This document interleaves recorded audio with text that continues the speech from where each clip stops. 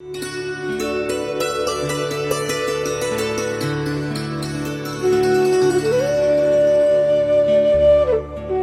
ब्रह्मा का पिता है, कौन विष्णु की मां, शंकर का दादा कौन है, हमको दे बता। ये जानने के लिए कृपया सुनिए जगत गुरु तत्वदर्शी संत रामपाल जी महाराज के अमृत वचन सर्व पवित्र धर्मों के पवित्र शास्त्रों के आधार पर। परमेश्वर कबीर जी ने जो ज्ञान दिया वो हमारे सदग्रंथों से मेल खाता है, और उन सदग्रंथों से जिनको हम ऑथेंटिक मानते हैं, पवित्र चारों वेद, पवित्र श्रीमद् भगवत गीता, पवित्र 18 पुराण, पवित्र महाभारत।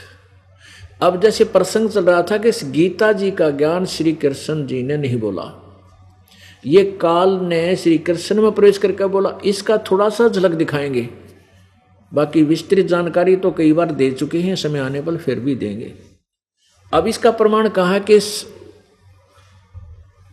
महाभारत ग्रंथ है, उसके आपको दिखाते हैं द्वितीय खंड में ये है, देखो पवित्र चारों वेद, पवित्र 18 पुराण, पवित्र श्रीमद् भगवत गीता, पवित्र महाभारत आदि जो सदग्रंथ हैं, ये श्री वेद व्यास जी द्वारा लिपिबद्ध किए गए हैं। अब हम ये कहें कि वेद सच्चे हैं और पुराण झूठे हैं, या महाभारत झूठा है, केवल वेद ही सच्चे हैं, नहीं, ये हमारी अपनी सोच है। अब देखो, लेखक ने, लिखने वाला गलत नहीं है, लेखक को दिव्यदृष्टि दे दी काल भगवान ने। जैसे यह गीता बोली गई थी युद्ध में और लिखी व्यास जी ने बाद में सैकड़ों वर्ष के बाद, तो कहने का भाव ये है कि एक हमारे ब्रह्मांड में ये शब्द खंड नहीं होता, ये जो वचन बोले जाते हैं ब्रह्मांड में गूंजते रहते हैं, चलते रहते हैं, और एक फिल्म बन जाती है, प्रत्येक प्राणी में फीड हो जाती है वो फिल्म। और परमात्मा के कंप्यूटर में, परमात्मा के पास भी इस प्रत्येक वार्ता का वहाँ रिकॉर्ड होता है कोड वर्डों में।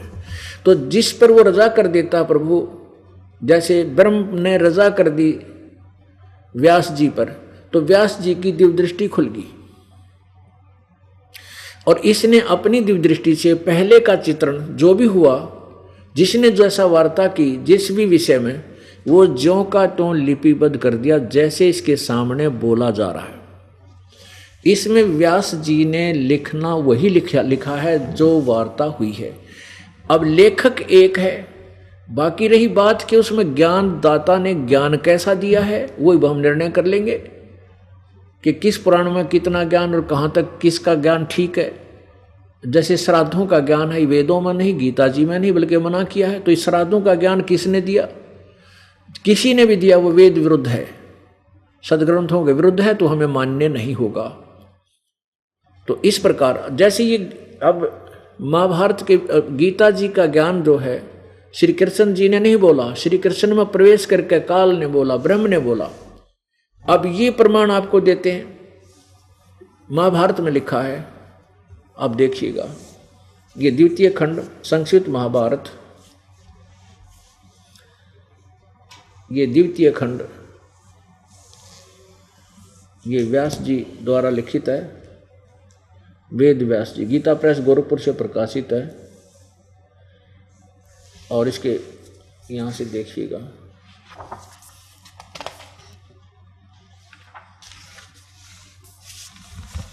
ये संक्षिप्त महाभारत द्वितीय खंड, महाभारत सरल और संक्षिप्त हिंदी अनुवाद, संपादक तथा संशोधक जयदयाल गोविंदका, और जयदयाल गोविंदका ने ही अनुवाद किया श्रीमद् भगवत गीता का, जो अब मैं आपको ये दास दिखाता है, और ये गीता प्रेस गोरखपुर से प्रकाशित है।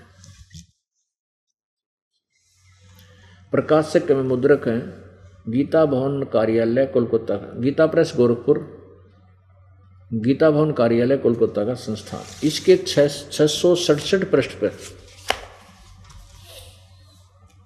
ये देखिएगा,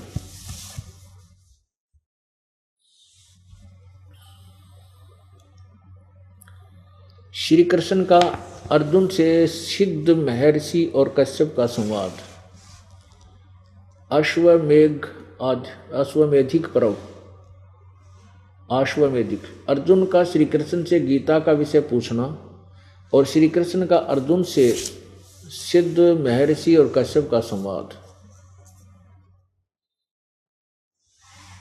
जन्मेजय ने पूछा, ब्राह्मण, शत्रुओं का नाश हो जाने के बाद जब महात्मा श्री कृष्ण और अर्जुन सभा में बैठकर वार्तालाप कर रहे थे, उसमें उनमें क्या क्या बातचीत हुई। वैशंपायन जी ने कहा, राजन, श्री कृष्ण के सहित अर्जुन ने जब अपने राज्य पर पूरा अधिकार प्राप्त कर लिया तो वे दिव्य सभा भवन में आनंद के साथ रहने लगे। एक दिन स्वजनों से घिरे हुए वे दोनों मित्र स्वेच्छा से घूमते घूमते सभा मंडप के ऐसे भाग में पहुंचे जो स्वर्ग के समान सुंदर था। पांडुनंदन अर्जुन श्री कृष्ण के साथ रहकर बहुत प्रसन्न थे। उन्होंने एक बार उस रमणीय सभा की ओर दृष्टि डालकर भगवान से ये वचन कहा, देवकी नंदन, जब युद्ध का अवसर उपस्थित था उस समय मुझे आपके महात्म्य का ज्ञान और ईश्वरीय स्वरूप का दर्शन हुआ था, किंतु केशव, आपने स्नेहवश पहले मुझे जो ज्ञान उपदेश दिया था वह सब इसमें बुद्धि के दोष से मैं भूल गया है। अर्जुन कहता है कि जो तूने युद्ध के समय मुझे जो गीता का ज्ञान दिया है वो मैं भूल गया। उन विषयों को सुनने के लिए बारंबार मेरे मन में उत्कंठा होती है। इधर आप जल्दी ही द्वारका जाने वाले, अतः पुनः वह सब विषय मुझे सुना दीजिए। अर्जुन कह रहा है कि मुझे गीता जी का ज्ञान वो फिर सुना दे। वैशंपायन जी कहते हैं, अर्जुन के ऐसे कहने पर वक्ताओं में श्रेष्ठ महातेजस्वी भगवान श्री कृष्ण ने उन्हें गले से लगाकर इस प्रकार उत्तर दिया। श्री कृष्ण बोले, अर्जुन, उस समय मैंने तुम्हें अत्यंत गोपनीय विषय का श्रवण करा था। अपने स्वरूप भूत धर्म सनातन पुरुषोत्तम तत्व का परिचय दिया था और शुक्ल कृष्ण गीता आदि नित्य लोकों का भी वर्णन किया था, किंतु तुमने जो अपनी नासमझी के कारण उस उपदेश को याद नहीं रखा, यह जानकर मुझे बड़ा खेद हुआ है। उन बातों को अब पूरा स्मरण होना संभव नहीं पड़ता। पांडुनंदन, निश्चय ही तुम बड़े श्रद्धाहीन हो, तुम्हारी बुद्धि अच्छी नहीं जान पड़ती। अब मेरे लिए उस उपदेश को ज्यों का त्यों दोहरा देना कठिन है, क्योंकि उस समय योग युक्त होकर मैंने परमात्म तत्व का वर्णन किया था। अब पुण्य आत्माओं, अब यहाँ लेखक ने थोड़ा सा अपना विचार भी जोड़ दिए जाते हैं। अब जैसे श्री कृष्ण जी अर्जुन पर तो डांट मार रहा है कि तू बड़ा श्रद्धाहीन है, तेरी बुद्धि अच्छी नहीं है, तूने उस गीता के ज्ञान को याद क्यों नहीं रखा, और खुद कहता मुझे अभी याद नहीं, मैं उसको दोबारा जो कहता हूँ नहीं बता सकता। अरे भले आदमियों, ये दास सत्संग कर रहा है, आज जिस विषय पर सत्संग करूँ और मुझे आप 20 वर्ष के बाद पूछ लेना जी वो विषय, वो कथाएं आपने सुनाई थी वो फिर सुनाइए, 2 मिनट में सुना दूंगा, क्योंकि मैं स्वयं बोल रहा हूँ। यदि मैं नहीं बोल रहा हूँ और मेरे अंदर कोई प्रेत बोल रहा है तो फिर मैं यही अटकलबाजी लाऊंगा। मैंने ये क्योंकि सुन लेता है, जैसे भूत दूसरे में बोलते हैं, ये प्रेत पितर किसी में प्रवेश करके बोलते हैं और वो पता नहीं क्या क्या बातें कह जाते हैं। जब वो निकल जाता है प्रेत उसमें से, तो वो प्रेत जिसमें प्रेत प्रवेश थे वो आत्मा बोल, उससे पूछा जाता है कि तू ऐसे बोल रहा था, तू ऐसे बोली थी, तूने ऐसे कहा था, तो उसको कुछ ज्ञान याद नहीं रहता, तो उसको याद नहीं होता मैंने क्या बोला था। तो औरों से सुने हुए कुछ बातें याद रह जाती हैं कि मैंने कुछ बोला था, लेकिन उसने कुछ नहीं बोला होता, उसको याद भी नहीं होती। तो वो कई तो कहते हैं मुझे पता नहीं मैंने क्या बोला था, ऐसा ही है। तो प्रेत निकल जाने पर वो प्रेत बोलकर चला जाता। ऐसे ये काल प्रेतवत प्रवेश करके श्री कृष्ण जी में युद्ध करवाने के लिए अटकलबाजी और वेदों का भी यथार्थ ज्ञान और कुछ अपने विचार सोच उसमें डाल दिए, क्योंकि काल ये चाहता है कि इस प्राणियों को यथार्थ ज्ञान ना हो पावे और ये मेरे जाल में फंसे रहे। यानी उसने लिखा ना, मेरे में रहने वाली व निर्वाण परमाम शांति, मेरे तक रहने वाली जितना लाभ है वो तुझे मिल जाए। वो अपनी साधना भी साथ बताता है। तो कहने का भाव ये है कि इससे सिद्ध हो गया कि गीता जी का ज्ञान श्री कृष्ण जी ने नहीं बोला, और ये प्रवेश करके बोलता है काल। जैसे ये महाविष्णु, महाब्रह्मा, महाशिव रूप भी धारण कर लेता है, यानी विष्णु जैसा रूप कर लेता है। तो ब्रह्मा ने जब दूसरा ब्रह्मा दिखाई देता है तो ये कह देता है वो कोई महाब्रह्मा है। विष्णु ने कोई और भी, जैसे विष्णु भी देखा किसी संत ने, और वो एक विष्णु और भी देखा, तो वो विष्णु कह देता है वो महाविष्णु है। तो वो महाविष्णु, महाब्रह्मा, महाशिव का रूप धारण जो करता है वो कौन है? ये ब्रह्म है, ये क्षर पुरुष है, ये ज्योति निरंजन कहलाता, ये काल है। और यही सब छल छिद्र करता रहता है। तो ये काल उसमें प्रवेश करता है प्रत्येक व्यक्ति में और अपना काम कर देता है जो इसने करना और करवाना है। इसने युद्ध करवाना था, श्री कृष्ण नट अर्जुन मना करे, क्योंकि पहले श्री कृष्ण जी 3 बार गए थे शांति दूत बन के कि भाई युद्ध ना करो, और यहाँ तक कह दिया था कि मैं युद्ध नहीं करूँगा, मैं हथियार नहीं उठाऊंगा, एक तरफ मेरी सेना होगी, एक तरफ मैं होऊंगा, और मैं हथियार भी नहीं उठाऊंगा। तो इससे सिद्ध है कि भगवान ने आखिरी दाव लगा दिया था कि हो सकता है ये युद्ध टल जावे, लेकिन नहीं टला। फिर जब युद्ध का मैदान उपस्थित, युद्ध के आमने सामने सेना खड़ी थी, अर्जुन मना कर रहा कि मैं लड़ना नहीं चाहता, भीख मांग के भी खा लेंगे हम इस अनर्थ, इस ऐसे घोर पाप के राज्य को नहीं चाहता।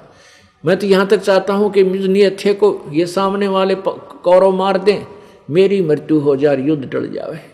उस समय श्री कृष्ण, यदि श्री कृष्ण जी होता वो बोल रहे होते, अपने होश में होते, उसमें काल नहीं होता, तो श्री कृष्ण जी कह देता धन्य तेरे माता पिता ने, बहुत अच्छा सोचा अर्जुन, कुछ भी नहीं बिगड़ा अभी तक, चलो चलते हैं।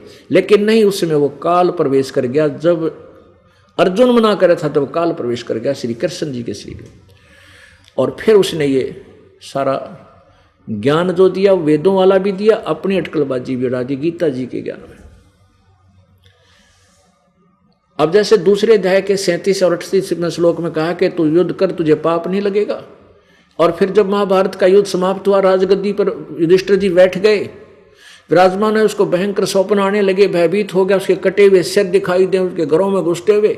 तब जब श्री कृष्ण जी से पूछा कि हमारे भैया को ये किस कारण से ऐसा हो रहा है, ये बड़े बेचैन रहते हैं, कुछ खाते नहीं, भयभीत रहते हैं, कांपते रहते हैं, तब श्री कृष्ण जी ने यथार्थ ज्ञान दिया कि तुमने जो महाभारत में युद्ध किया था वो पाप लग गए, बंधुघात का जो पाप है वो तुम्हें दुखी कर रहा है, वो सत्य था। दूसरे श्री कृष्ण बोल रहे थे, वो सही बता रहे थे। अब उधर से गीता जी में कह रहा है तुझे पाप नहीं लगेगा, उधर से उनको पाप लग गए। तो ये युद्ध करके काल ने कराना था, और श्री कृष्ण मना कर देते कि नहीं होना चाहिए युद्ध, बिल्कुल ठीक है, लेकिन श्री कृष्ण में काल प्रवेश करके ये जुल्म करवा गया, महाभारत का युद्ध करवा गया। और वहाँ 18 सोनी सेना आपस में कट कर मर गई। ये कैसे प्रवेश करता है, अभी थोड़ा सा उदाहरण देता है ये दास आपको। अब देखिएगा श्री विष्णु पुराण, ये श्री विष्णु पुराण गीता प्रेस गोरखपुर से प्रकाशित है। इसमें कति क्लियर हो जाएगा, ये श्री विष्णु पुराण, अनुवादक श्री मुनीलाल गुप्त, प्रकाशक एवं मुद्रक गीता प्रेस गोरखपुर, गोविंद भवन कार्यालय कोलकाता का संस्थान। इसके 233 और 242 पृष्ठ पे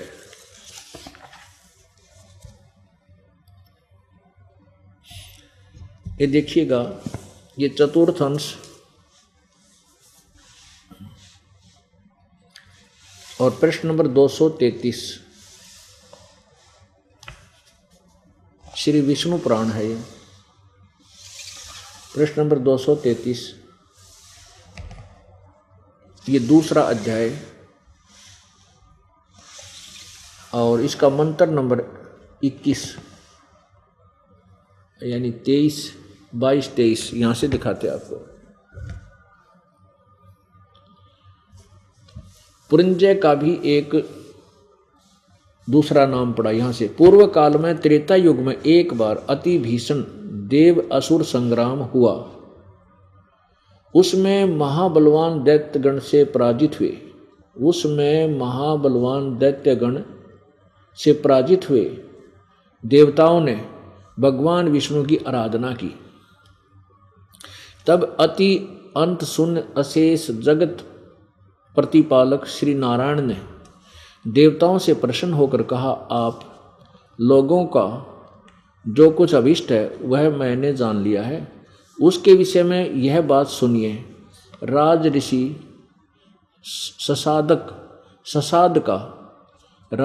ससाद का जो पुरंजय नामक पुत्र है, उस अक्षत्रिय श्रेष्ठ के शरीर में मैं अंश मात्र से स्वयं अवतीर्ण होकर उन संपूर्ण दैत्यों का नाश करूंगा। अतः तुम लोग पुरंजय को दैत्यों के वध के लिए तैयार करो।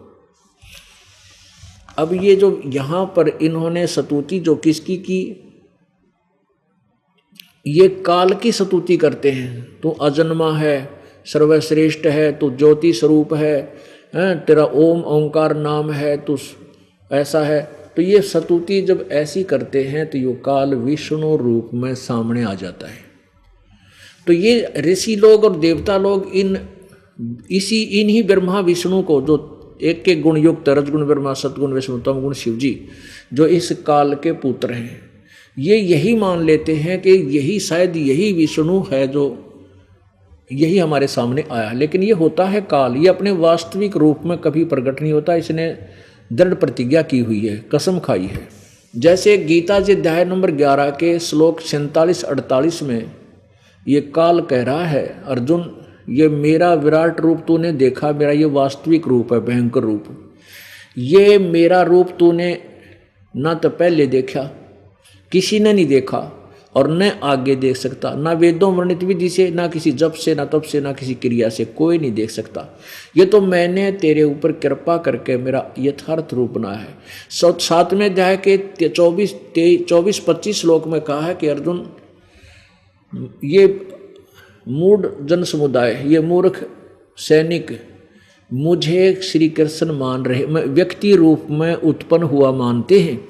मैं अर्थात मुझे श्री कृष्ण मान रहे हो कि जो मैं बोल रहा हूँ मैं श्री कृष्ण नहीं हूँ, मैं मनुष्य रूप में प्रकट नहीं होता, अपनी योग माया से छुपा रहता हूँ। ये मेरा अटल अनुतम सिद्धांत है, अटल अविनाशी अवय यानी अविनाशी अनुत्तम माने घटिया सिद्धांत है कि मैं अपने यथार्थ काल रूप में किसी के सामने नहीं आता, मैं अपनी योग माया से छुपा रहता हूं।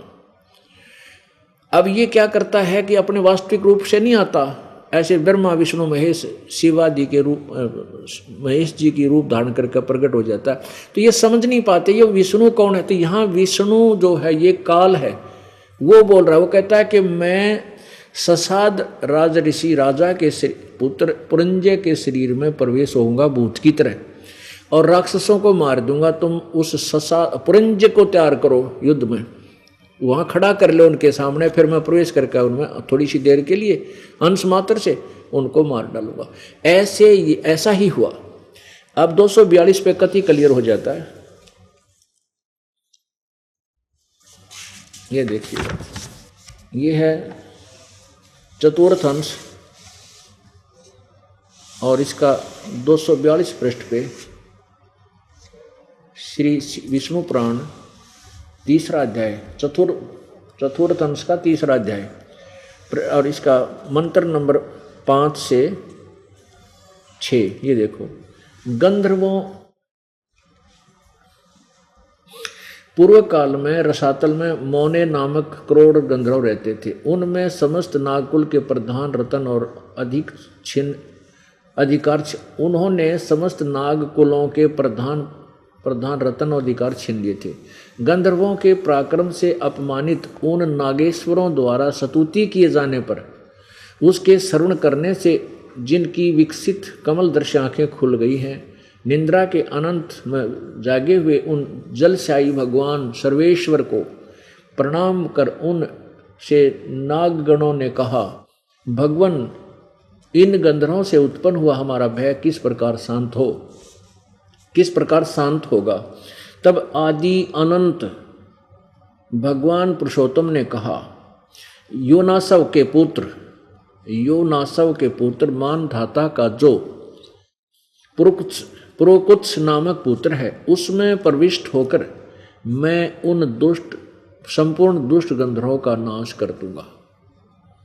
उसमें प्रविष्ट होकर भूत की तरफ प्रवेश करके उन गंधर्वों का मैं नाश कर दूंगा, मार दूंगा। तो पुण्यात्माओं, ऐसा ही छल कपट लीला इस काल ने महाभारत का युद्ध कराने के लिए गीता जी का ज्ञान देते समय श्री कृष्ण जी में प्रवेश किया। अब इस सारे प्रयत्न का, इस सारे ज्ञान का जो निष्कर्ष है, ये दास समझाना चाहता था कि ये काल ऐसे कमाल करता है कि यथार्थ ज्ञान को उलझाने के लिए ये अपने 21 ब्रह्मांड के विद्वान पुरुषों में अपना भी अज्ञान भर देता है। फिर वो यथार्थ ज्ञान से अपरिचित रहते हैं। जैसे चारों वेदों का ज्ञान इनकम्प्लीट है, लेकिन गलत नहीं है। इन चारों वेदों के ज्ञान को भी ये ना ब्रह्मा समझ सका, ना विष्णु समझ सका, ना शिव जी समझ सका। अब ये बात फिर खटकती है कि ब्रह्मा, विष्णु और शिव जी वेदों को नहीं जान सके।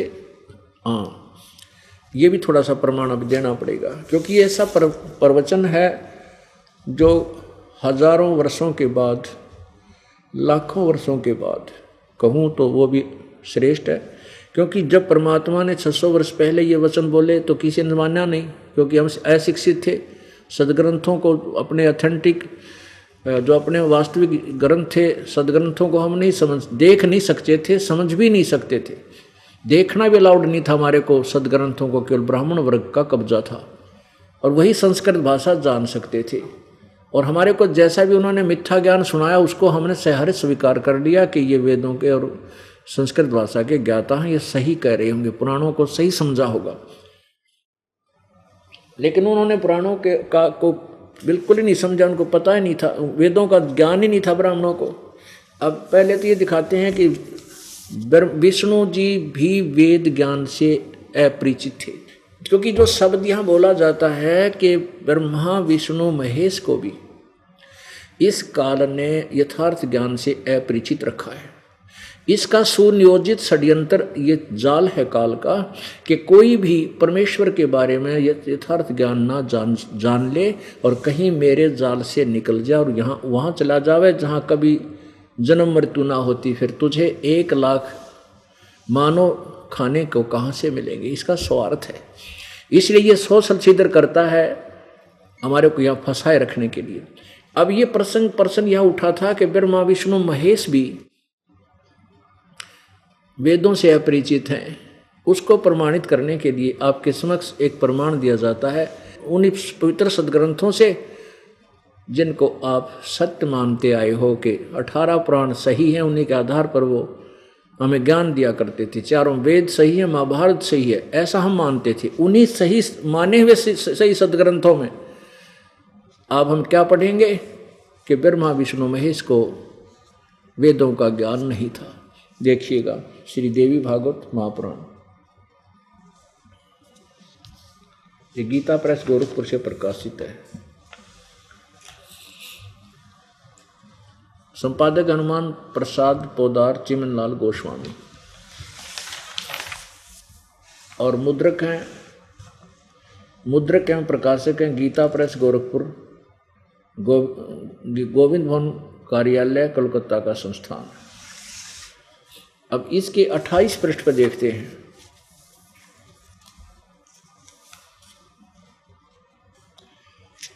अब हम इतना ही पढ़ेंगे जितना हमें आवश्यक है। बाकी किसी को शंका है तो ये पृष्ठ और अध्याय सारे बताए जाते हैं, तो अपने घर पे देख सकता है। पहला स्कंध देवी भागवत का पृष्ठ नंबर 28 पर। अब नारद जी ने कहा, महाभाग व्यास जी, तुम इस विषय में जो पूछ रहे हो ठीक यही प्रश्न मेरे पिताजी ने भगवान श्री हरि से किया था, यानी विष्णु जी से। देवादिदेव भगवान जगत के स्वामी हैं। लक्ष्मी जी उनकी सेवा में उपस्थित रहती है। दिव्य कौष्टमणि उनकी शोभा बढ़ा रही है। वे शंख चक्र गदा पद्म लिए रहते हैं। ऐसे जगत प्रभु भगवान श्री हरि महान तप कर रहे थे, उनकी समाधि लगी थी। ये देखकर मेरे पिता ब्रह्मा जी को बड़ा आश्चर्य हुआ। अतः उन्होंने उनसे जानने की इच्छा प्रकट की। ब्रह्मा जी ने पूछा, प्रभु आप देवताओं के अध्यक्ष, जगत के स्वामी और भूत भविष्य में वर्तमान सभी जीवों के एकमात्र शासक हैं। भगवान आप क्यों तपस्या कर रहे हैं और किस देवता की आराधना में ध्यान मग्न है? मुझे असीम आश्चर्य तो ये हो रहा कि आप देवेश्वर और एवं सारे संसार के शासक होते हुए भी समाधि लगाए बैठे। अपने आत्माओं संक्षेप में बताते हैं। 29 पृष्ठ पे प्रथम स्कंद में यहाँ उत्तर दिया है किसने? भगवान विष्णु जी ने। मुझे सब प्रकार से शक्ति यानी दुर्गा के अधीन होकर रहना पड़ता है। उन्हीं भगवती शक्ति का मैं निरंतर ध्यान किया करता हूँ, उसी का ध्यान तपस्या कर रहा हूँ, दुर्गा का।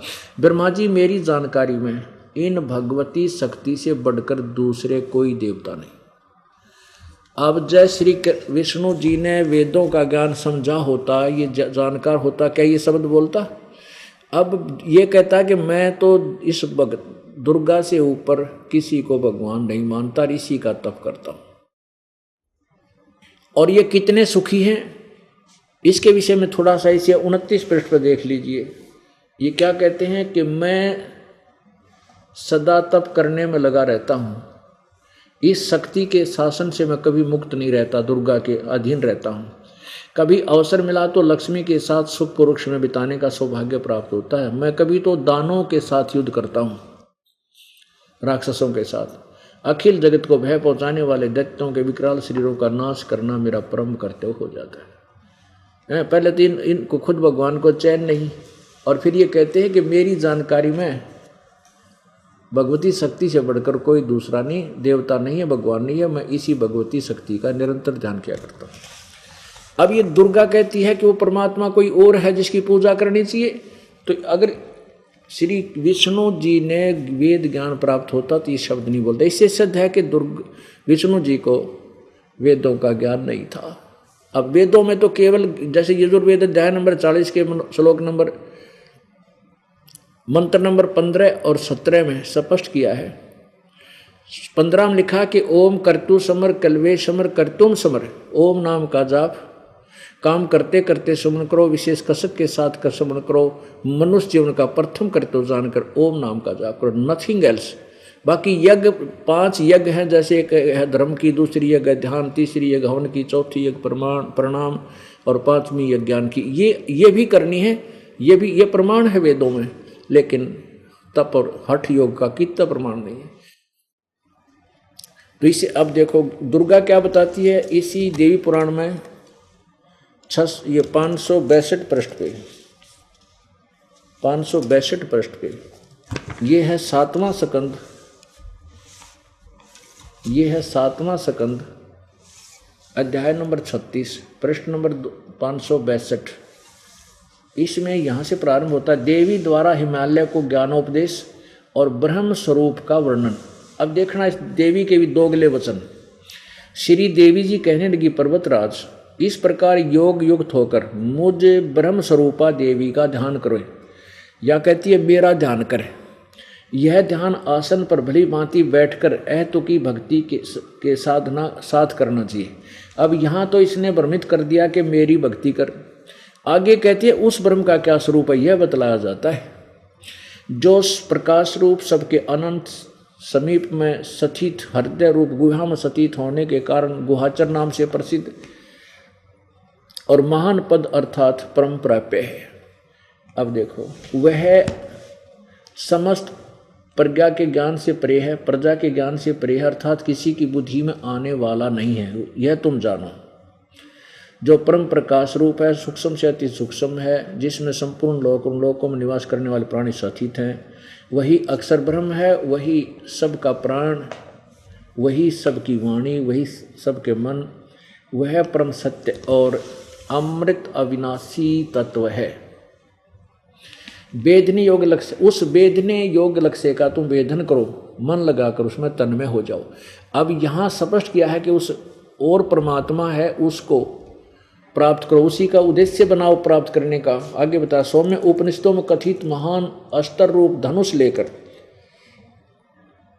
उस पर उपासना द्वारा तीक्ष्ण किया हुआ बाण संधान करो और फिर भावना गोचर द्वारा उस बाण को खींचकर उस अक्षर रूप ब्रह्म को ही लक्ष्य बनाकर वेधन करो। अब ये क्या बताती है कि उसका ओम नाम है। ओम तो धनुष है, जीवात्मा बाण है और ब्रह्म को उसका लक्ष्य कहा जाता है। यानी उस ब्रह्म का ओम नाम बता रही है दुर्गा, और ब्रह्म को ही पूजो और किसी की उसी एकमात्र परमात्मा को जाने, दूसरी सब बातें छोड़ दो। ओह, अब जो ब्रह्मा विष्णु जी दुर्गा की पूजा करते हैं यहाँ कैंसिल होगी, दूसरी सब बातें छोड़ दो, उस एकमात्र परमात्मा को जाने। और यहाँ देखो, यह सब का आत्मा ब्रह्मलोक दिव्य आकाश में स्थित है।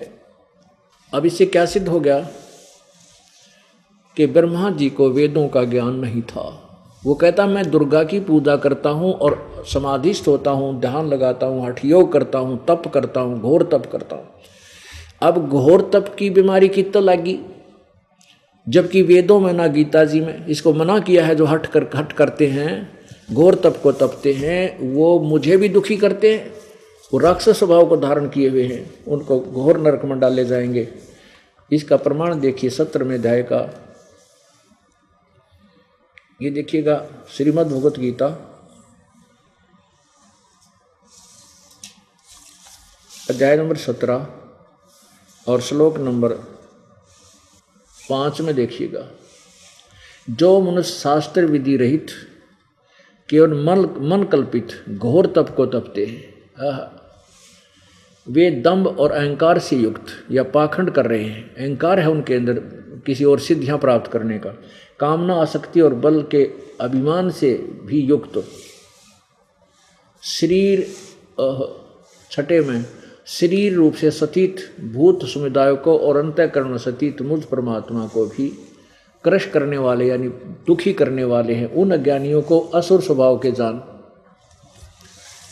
अब पुण्यात्माओं, ना वेदों में लिखा कि तब ये घोर तप तपो, और गीता जी आपको मना कर रही है कि तप घोर तप नहीं तपना चाहिए। तो मूर्ख असुर स्वभाव के लोग हैं जो घोर तप को तपते हैं, हठ योग करते हैं। तो ये कहाँ से बीमारी लाई? इस काल ने लगाई, ब्रह्म ने। जब ब्रह्मा जी कमल के फूल पर बैठा था, सचेत कर दिया। ये क्या करते हैं कि दुर्गा के साथ संयोग से, पति पत्नी व्यवहार से, ये ब्रह्म काल एक गुप्त स्थान पर 3 स्थान बना करके, वहाँ प्रत्येक स्थान में अलग अलग स्थिति, अलग अलग वह ऐसा बनाया माहौल कि वहाँ जाते ही एक स्थान पर जाते हैं तो ये रजोगुण युक्त हो जाते हैं। वहाँ का ऐसा माहौल ऐसा बना रखा है इसने। तो जब ये रजोगुण प्रभावित होते हैं तो दोनों के संयोग से जो पुत्र उत्पन्न होता है उसका नाम ब्रह्मा रख देते हैं, वो रजोगुण युक्त हो जाता है। और दूसरा स्थान ऐसा बनाया है जैसे सतोगुण युक्त हो, जहाँ जाते ही बिल्कुल शांत मन, आपस में बड़ा प्रेम सा रहना, एक दूसरे मोह होना, ऐसी स्थिति बन जाती है। तो वहाँ इनके संयोग से जो पुत्र उत्पन्न होता है दुर्गा और इस काल ब्रह्म के, तो उसको सतोगुण युक्त हो जाता है, उसको विष्णु नाम रख देते हैं। और तीसरा स्थान ऐसा बनाया जहाँ पर इनके अंदर तमोगुण रहता है दोनों में। जब उस स्थिति में जो पुत्र उत्पन्न होता है वहाँ रहते रहते तो वो तमोगुण युक्त हो जाता है, उसका नाम शिव रख देते हैं, वो तमोगुण हो जाता है। जैसे एक मकान में 3 कमरे कक्ष हों, एक कक्ष में साधु संत फकीरों की मूर्ति हो, उसमें जाते ही आत्मा शांत हो जाती है, समझो वो सतोगुण प्रधान क्षेत्र है। एक में ऐसी अश्लील पुस्तकें हैं, तस्वीरें लगी हैं, ऐसी बकवादें लिखी हों, वहाँ जाते ही मन में 100 मलिन विचार उत्पन्न होने लग जाते हैं, वैसा ही भाव बन जाता है। और एक कक्ष में जैसे देशभक्तों के, शहीदों के फोटो लगे हों, उनको देख करके वैसे ही विचार उत्पन्न होने लग जाते हैं, उनकी हिस्ट्री याद आती है, तो वैसा ही शरीर बना रहता है, वैसा स्वभाव बन जाता है। ऐसे ही इस काल भगवान ने ब्रह्मलोक के अंतिम छोर पर, अंतिम आसमान पर, वहाँ ऐसी 3 स्थान बना रखे हैं, वो कति गुप्त हैं, दुर्गा और इसके अतिरिक्त तीसरा नहीं जानता। तो इनको वहाँ पैदा करते हैं और अचेत कर देते हैं। जब इनको सचेत करना होता है, ब्रह्मा को कमल के फूल पर और विष्णु को शेषनाग की सैया पर, तो इनको सुलाकर इसी के नाभि तक कमल फूल निकाल देता है। शंकर जी को कहीं कैलाश पर्वत पर, अलग कैलाश पर्वत पर वहाँ रख देता है, और जब ये युवा होते हैं उनको सचेत कर देता है। अब ब्रह्मा जी कमल के फूल पर सचेत हुआ, तब कहता है कि मुझे नहीं मालूम मैं इसे इतने अथाह समुद्र जल ही जल है, इसमें कैसे पैदा हो गया, कितना आएगा, मेरा कौन पैदा करने वाला है, मेरा उत्पन्न करता कौन है, मेरा पिता कौन है, अब मेरा काम क्या है, मैं यहाँ करूं क्या, जल ही जल है। आकाशवाणी हुई कि तप करो तप करो। अब वो तो तप करने लग गया, ब्रह्मा 1000 वर्ष तप कर लिया। तब कहा अब सृष्टि करो। तो ये जो तप करण की आकाशवाणी किसने की? काल ने। तपो तपो कर वाक्य सुनाया, लोक रचो बल मेरी माया। अब सोसम वेद में परमात्मा ने यही बताया है कि उस काल ने तपो तपो कर वाक्य सुनाया, और फिर बाद में क्या कहा कि लोक रचो बल मेरी माया। अब तू सृष्टि रच, जीवों की उत्पत्ति कर मेरी शक्ति से। इस प्रकार ब्रह्मा जी ने जो तप करण की आकाशवाणी ये किसकी सुन ली? काल की। और इस काल रूपी ब्रह्म को की वाणी को परमेश्वर की वाणी मान ली, क्योंकि इनको पता नहीं भगवान कौन है। ये जो गुप्त रूप से आकाशवाणी कर देता है, दूसरे रूप धारण करके सामने खड़ा हो जाता है, ये इसी को भगवान मान बैठे। इसलिए ब्रह्मा से ही विष्णु और शिव जी ने तप की बीमारी ला ली। तप से राज मदमानम जन्म तीसरे शुक्र समानम। तप से राज्य प्राप्त होता है, राज में इतना अभिमान होता है राजा में, ना जाने कितने पाप करके इकट्ठे कर लेता है, और फिर वो घोर नरक में तीसरे जन्म में शुक्र समान कुत्ते और गधे की योनि को प्राप्त करता है। तपेश्वरी सो राजेश्वरी। ओहो, तपेश्वरी यानी जो तपेश्वर में तप करने में सबसे ज्यादा घोर तप, अधिक तप करता है, उसको अधिक राज्य मिलता है। तपेश्वरी सो राजेश्वरी, राजेश्वरी सो नरकेश्वरी।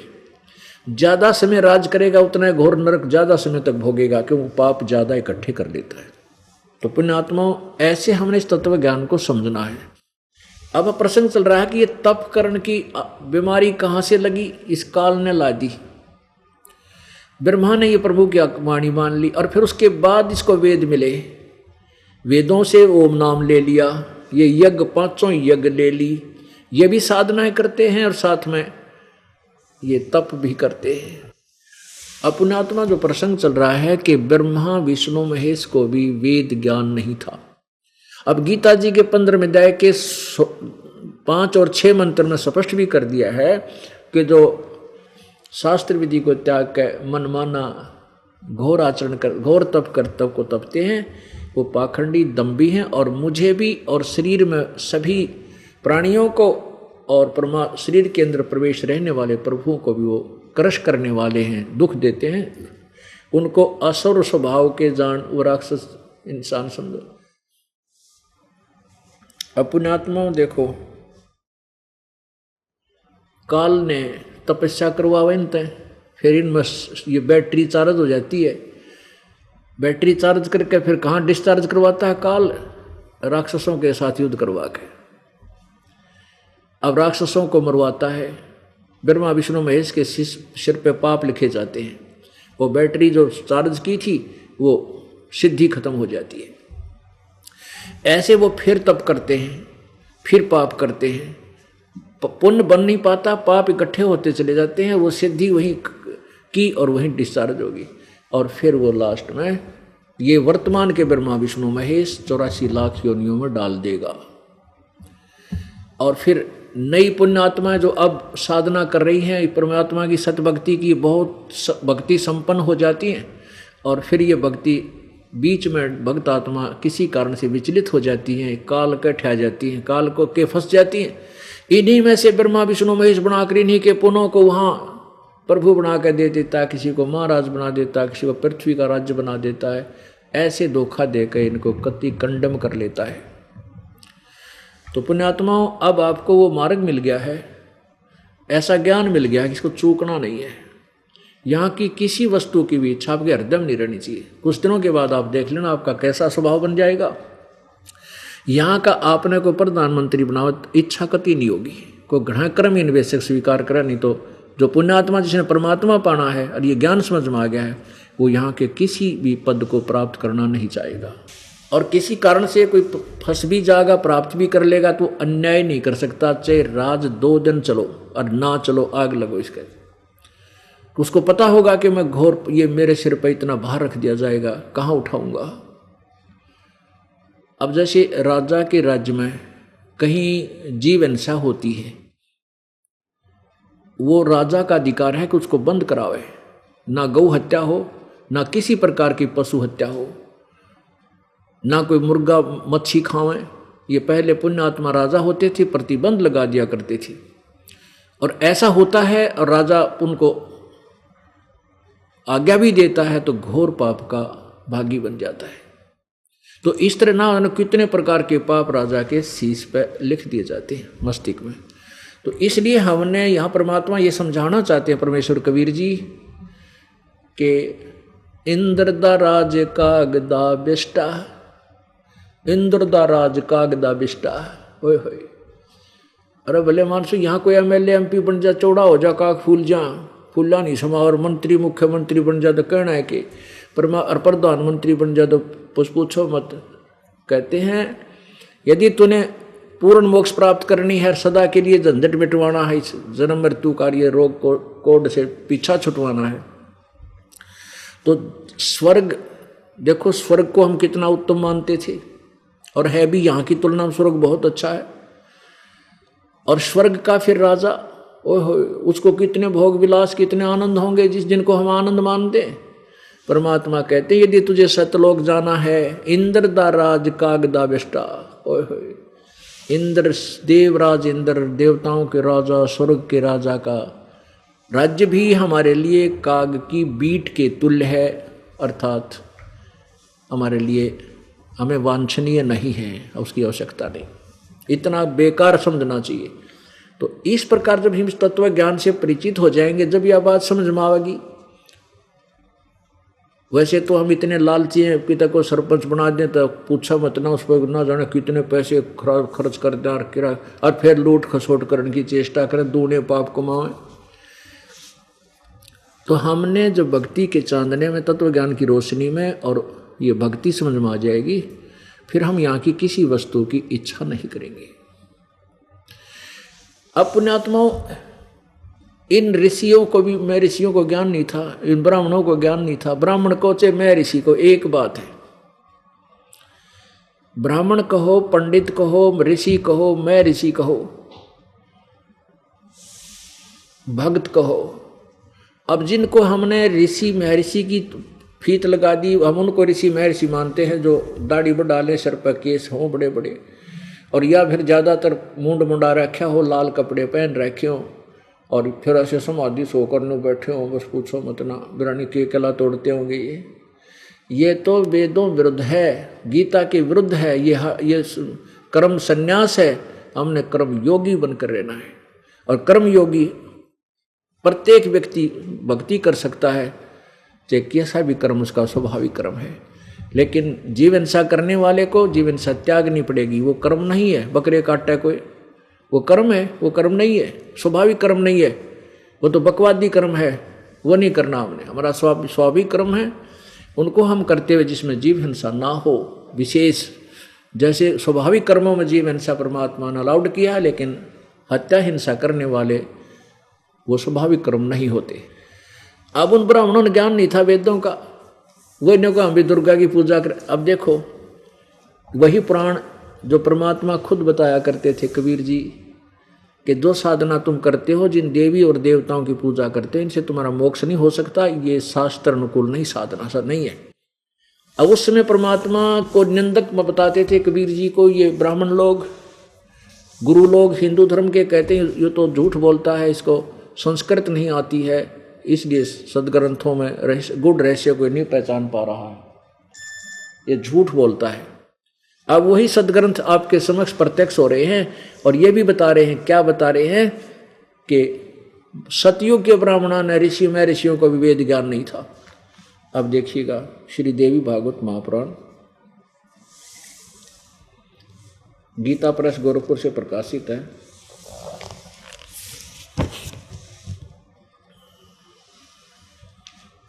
संपादक हनुमान प्रसाद पोदार, चिमनलाल गोस्वामी।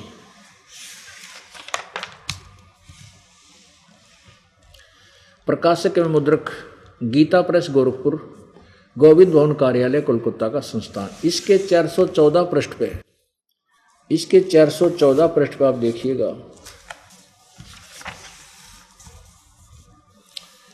414 पृष्ठ संक्षिप्त देवी भागवत छठा स्कंद, 414 पृष्ठ पे जन्मेजय ने पूछा, महाभाग किस युग में कैसा धर्म स्वरूप है, इस संपूर्ण विषय को विशेष रूप से बताने की कृपा कीजिए। व्यास जी बोले, नर्व शार्दूल राजन, यह निश्चय है कि सतयुग में ब्राह्मण वेद के पूर्ण विद्वान थे। उनके द्वारा निरंतर भगवती जगदम्बा की आराधना होती थी। अरे वाह, वेद के पूर्ण विद्वान थे ब्राह्मण, और वो भगवती जगदम्बा यानी दुर्गा की पूजा करते थे। भगवती का दर्शन करने के लिए उनका मन सदा ललायित रहता था। गायत्री के ध्यान, प्रणाम और जप में सदा अपना सारा समय व्यतीत करते थे। माया बीज का जाप करना उनका प्रधान कार्य था। प्रत्येक गांव में शक्ति मंदिर का उद्घाटन हो, इस विषय की उनकी मन में बड़ी उत्सुकता रहती थी। अपने आत्माओं, ये तक है दुर्गा की पूजा करते थे, वेद के बड़े पूर्ण विद्वान थे। और दुर्गा 562 पृष्ठ पर कह रही है कि उस पर ब्रह्म है, पूजन योग्य है, केवल उससे अतिरिक्त किसी की पूजा मत करो, वो ब्रह्म लोक में रहता है, वो सबका मालिक ब्रह्म लोक में रहता है। और गीता जी कहती है कि ब्रह्म लोक तक गए हुए भी पुनर्वृत्ति में है, पूर्ण मोक्ष नहीं। अब देखिए पवित्र श्रीमद् भगवद गीता जी, इसके अनुवादक हैं जय दयाल गोविंद का। 8वें अध्याय के और 16वें श्लोक में ये देखिएगा, अध्याय नंबर 8 और श्लोक नंबर 16। हे अर्जुन, ब्रह्मलोक पर्यंत सब लोग पुनरावृत्ति में हैं। अब पुनरावृत्ति माने जन्म मृत्यु में हैं, दोबारा इनका वहाँ गए हुए प्राणी भी फिर भी लौटकर संसार में आते हैं, जन्म मृत्यु होती है, पूर्ण मोक्ष प्राप्त नहीं करते। यानी ब्रह्मलोक जो है ब्रह्म का अंतिम स्थान है, इसको महास्वर्ग भी बोलते हैं। और यहाँ तक गए भी प्राणी फिर भी जन्म मृत्यु में होते हैं और पूर्ण मोक्ष प्राप्त नहीं करते। इसीलिए गीता जी अध्याय नंबर 7 के श्लोक नंबर 29 में अर्जुन को ये गीता ज्ञान दाता काल भगवान ब्रह्म कह रहा है कि जिसमें मेरे ज्ञान पर आश्रित होकर कि उस तत्वदर्शी संत की खोज करके, जैसे 15वें अध्याय के 4थे श्लोक में कहा है, 1 से 4 में कहा है कि ऊपर को जड़ वाला तो पूर्ण परमात्मा है, नीचे को 3 गुण रूपी शाखा है, और इनको तत्व ज्ञान रूपी, और जो इस पूर्ण विस्तार से इस वृक्ष के सभी अंगों को विस्तार से बताता है, स वेदवित, वो तत्वदर्शी संत है। उस तत्वदर्शी संत के पास जाकर के तत्व ज्ञान को सुन ले, जैसे 4थे अध्याय के 34वें श्लोक में और 32वें श्लोक में। तो उस तत्व ज्ञान सुन करके जो मैंने ये ज्ञान तुझे दिया अर्जुन के तत्वदर्शी संत की खोज कर उनसे तत्व ज्ञान सुन ले। इस मेरे इस ज्ञान पर जो आश्रित हो गए और उन्होंने तत्वदर्शी संत खोज लिया, उसके पश्चात उस तत्वदर्शी संत के बताए अनुसार वो उस तत्ब्रह्म से और पूरे संपूर्ण कर्मों से, कौन से कर्म पाप के हैं, कौन से शुभ हैं, किन कर्मों से क्या लाभ होता है, और सभी अध्यात्म ज्ञान से परिचित हो जाने के बाद वो व्यक्ति केवल जरा और मरण से छूटने का प्रयत्न ही करता है, उस तत्ब्रह्म। अब उस पूर्ण तत्ब्रह्म माने उस परमात्मा को, पूर्ण ब्रह्म को समझ लेता है, जान लेता है और पूरे आध्यात्मिक कर्मों को जान लेता है, तो फिर वो केवल जन्म मृत्यु से छूटने का प्रयत्न करता है, यहाँ की किसी वस्तु की इच्छा वो नहीं करता। तो 8वें अध्याय के प्रथम श्लोक में अर्जुन ने कहा कि परमात्मा किम तत्ब्रह्म, वो तत्ब्रह्म कौन है फिर, जिसके बारे में जानने के बाद इंसान यहाँ रहना नहीं चाहता। तो 8वें अध्याय के 3रे श्लोक में गीता जी में गीता ज्ञानदाता ने कहा कि वो परम अक्षर ब्रह्म है। अपने आत्माओं 8वें अध्याय के 5वें श्लोक में कहा कि जो अंत समय में तू मेरी भक्ति करेगा तो मुझे प्राप्त होगा, 8वें अध्याय के 6 श्लोक में कहा है कि ये नियम है कि अंत समय में जो जिस भी भाव में भावित रहता है, जैसे पूर्ण परमात्मा की भक्ति करता है उसके पास जाता है, मेरी भक्ति करता मेरे पास आता है, देवी देवताओं की भक्ति करता उनके पास, उन्हीं के लोक में चला जाता है। तो इसका निष्कर्ष यह है कि 8वें अध्याय के 6 श्लोक का गीता जी में कि अंत समय में जो जिस भी भाव में भावित होता है उसी को प्राप्त होता है। अब 7वें श्लोक में 8वें अध्याय में कहा कि तुम सदा मेरे तो युद्ध भी कर और सदा मेरा ध्यान भी कर, मेरा नाम भी जप, मेरा स्मरण भी कर, इस प्रकार तू मुझे प्राप्त होगा। अब यहाँ तक तो गीता ज्ञान दाता का चैप्टर समाप्त हो गया। अब 8वें 9वें और 10वें श्लोक में गीता ज्ञान दाता कह रहा है कि उस दिव्य परम परमेश्वर की भक्ति को अगर उसकी साधना करनी है तो उसको तत्वदर्शी संतों के पास जाकर उनसे पूछ ले, और जो उसकी पूजा करता है तो वो उसी को प्राप्त होता है, लेकिन होता है उसके संत के द्वारा दिए गए मंत्र की कमाई से, भक्ति की शक्ति से उसी परमात्मा के पास चला जाता है। इसलिए गीता जी अध्याय नंबर 18 के श्लोक नंबर 62 में कहा कि अर्जुन तू सर्वभाव से उस परमेश्वर की शरण में जा जिसकी कृपा से तू परम शांति और शाश्वतम स्थानम अर्थात सनातन परम धाम जो सदा रहने वाला स्थान, सत्यलोक, अविनाशी लोक, हम उसको सतलोक बोलते हैं, उस सतलोक को प्राप्त हो जाएगा। फिर तेरा जन्म मृत्यु कभी नहीं होगा। जैसे 15वें अध्याय के 4वें श्लोक में कहा है कि जब तत्वदर्शी संतन मिल जाए और उसके पश्चात उसके द्वारा दिए गए उस तत्व ज्ञान रूपी शस्त्र से सारे अज्ञान अंधकार को काट के उसके पश्चात उस परमेश्वर के परम पद की खोज करनी चाहिए, जहां जाने के बाद साधक फिर लौट कर संसार में नहीं आते, वो पुनर्वर्ती में नहीं होते। और जिस परमेश्वर से इन सभी ब्रह्मांडों की संसार रूपी वृक्ष की रचना हुई है, और मैं भी उसी की शरण में हूं, उसी की पूजा करनी चाहिए। अपने आत्मा अब जब तक हमें ये निर्णय ही नहीं होगा कि हम साधना कर रहे हैं यह शास्त्र अनुकूल है या नहीं, शास्त्र विधि को त्याग कर मनमाना आचरण करना, अपना जीवन बर्बाद करना, और काल ये चाहता है कि सब शास्त्र विरुद्ध साधना करें, लेकिन जो भी परमात्मा के नाम पर कोई भी जप, जैसे किसी वेद का मंत्र जाप कर लो, जैसे गायत्री मंत्र बना लिया इन अनाड़ियों ने। अब गायत्री मंत्र यजुर्वेद अध्याय नंबर 36 का मंत्र 3 है, उसका आगे ओम नाम ही न खुद ला लिया। इससे सिद्ध है कि ये भगवान ते भी सियाने हो गए जो इसको गायत्री मंत्र बना लिया, या परमात्मा अल्पज्ञ है क्या, उसने अधूरा छोड़ दिया, ओम मंत्र लाना भूल गया वो? नहीं, ये बल्कि और बर्बाद कर दिया। जैसे किसी ने किसी मोटर गाड़ी के पिस्टन के और नट वेल्ड कर दिया, वो तो बर्बाद कर दिया। कंपनी ने पहले बना के ओके करके दे रखा था वो, तो वो जिसने ऐसा किया वो शराब स्वरूप ही रहा होगा या कति अनाड़ी हो गया, वो लगा दिया और कहने लगा अब देख पिस्टन अब सही बन गया, ले जाए। उसने तो बने बनाए को बिगाड़ दिया। ऐसे ही इस यजुर्वेद अध्याय नंबर 36 के मंत्र 3 के साथ यदि ओम नाम लगाया जाता है तो परमात्मा का अपमान है।